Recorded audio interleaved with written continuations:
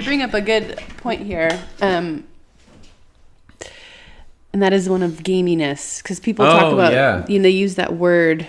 Is goat or is deer? It's too gamey for me, or what is that? Can you break down that word for us? Yeah, gamey is tricky, and it's related to a question that Matthew answered, or a comment. And he said most of us have learned to trim fat, and a lot of that is because of gaminess. Okay, and it depends on where you are. So Vashon, Pacific Northwest, we don't have.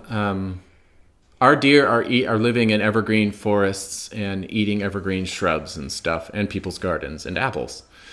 They're not eating things that make them gross. And sometimes, in the Midwest, if you're hunting deer, they can just be completely gorging themselves on soy or something. And while I have no direct experience of this, when I have people from the Midwest in my classes and we talk about deer, they say the fat is gross. It's like really gross. Huh. And I believe them, even though it's hard for me to accept that fat could be gross. Like axiomatically, that's hard. And I still am suspicious. I want to try it and see, really, really gross? Yeah. Or just like strong? Right. But anyway, I think part of that is I can imagine how deer that are feasting on crops, and soy oil in animals usually doesn't taste very good, especially and primarily because the animal's allowed to hang out in an oxygen-rich environment, and the oils contributed by the soy go rancid rather quickly relative to other oils that the animal's getting from their diet.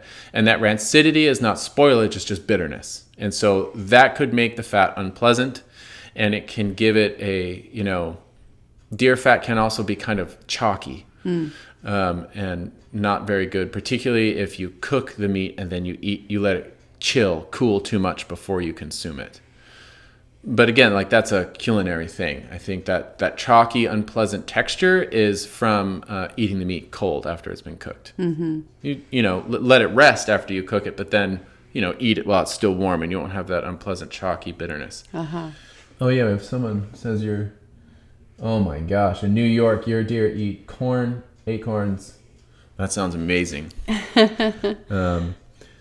So that's one thing that contributes to the gamey reputation that deer has, is the flavor of the fat in some places.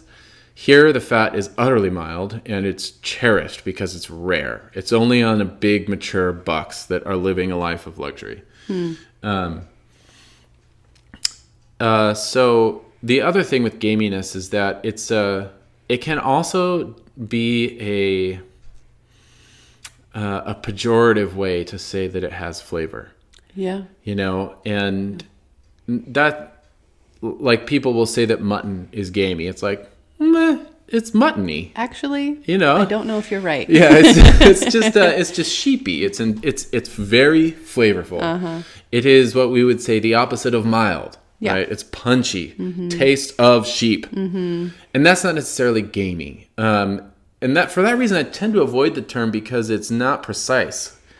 If a venison tastes positively gross, then there was something that went wrong, right? Like you dragged it through a swamp on the way to your truck, or you got a gut shot.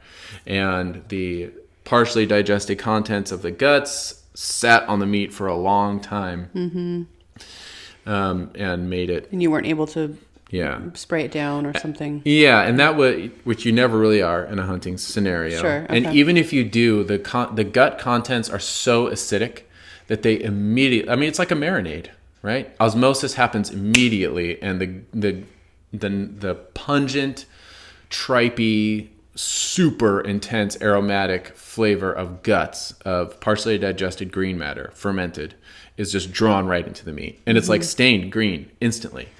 So that is probably the biggest contributor to the gamey flavor. The other thing would be, if you are catching a buck in the middle of the rut, which is, if there is a time of the year when he is the least delicious, it's when his body is coursing with testosterone and he's fighting all day and not eating very much. And he's making himself as stinky as possible to advertise his availability to the local doe population. Right. And so his hormones are just raging, and he's got glands in his legs that make him reek. Yeah. And again, if you're leaving lots of hair on the meat, a lot of those hormones are released aromatically through the hide and through the hair, pores on the legs. And if you're dragging the hide across and not skinning in a good way, then that will make it gamey. Mm-hmm. But a lot of those things are like the same thing would happen with livestock. Yeah. If you're eviscerating the animal and you puncture the guts, then yeah, you're going to get some gaminess on the meat. Mm-hmm. If you're skinning and you're not doing a very good job and you're leaving a bunch of hair and whatever the animal was living in on the outside on the flesh, then yeah, it's going to be a little more gamey. Mm. So there's a little bit of development of palate that needs to happen in order to enjoy some of these more earthy animals, let's say, as opposed to animals that have been raised on our own property in a more controlled environment. You can kind of dictate what they're going to taste like by what you're feeding them. With deer or other, let's say poultry that you hunt rather than raise, you don't know what they've been eating, and so it means that you need to pay even more attention to how you're processing them. Mm-hmm. I would guess. Keeping it clean, not letting the gamey factors such as hair and feathers, or guts, the gut tone, play its role so much on the meat itself.